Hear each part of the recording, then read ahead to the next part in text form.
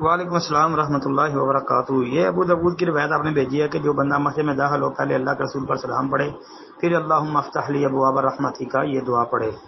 آپ نے کہا جی سمجھ نہیں آ رہی وہ کون سا سلام؟ بھائی جب بندہ مسجد میں داخل ہو تو یہ کہے بسم اللہ والصلاۃ والسلام علی رسول اللہ اللہم افتح لی ابواب رحمتک۔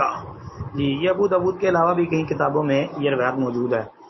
صحیح مسلم کے اندر جو ہے نا وہ سلام کے لفظ کے بغیر صرف اللہم افتح لی ابواب رحمتک یہ موجود ہے۔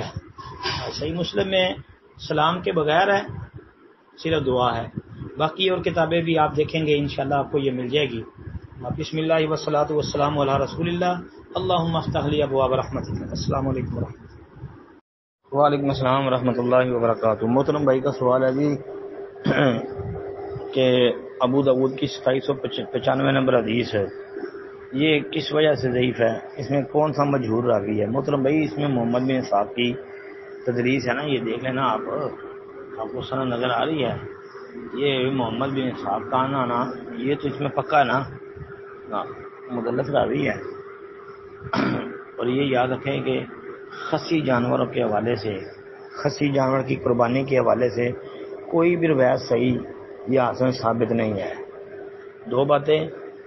تیسری بات جو یہ آپ کہہ رہے ہیں نا کہ نبی علیہ السلام نے جو ہے وہ یہ دعا کری کہ اللہم تقبل من محمد و آل محمد، کہ اللہ محمد صلی اللہ علیہ وسلم سے اور آل محمد سے اور امت محمد سے قبول فرما۔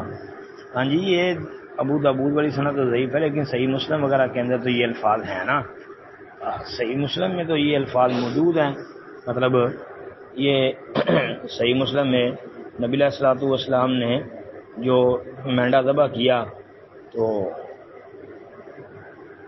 جب اس کو ذبح کیا تو جناب نبی کریم نے یہ کہا تھا کہ بسم اللہ، یہ بھی الفاظ ہے کہ بسم اللہ اللہم تقبل من محمد و آل محمد و من امت محمد، پھر آپ نے قربانی کر دی، یعنی اس کو ذبح کر دیا۔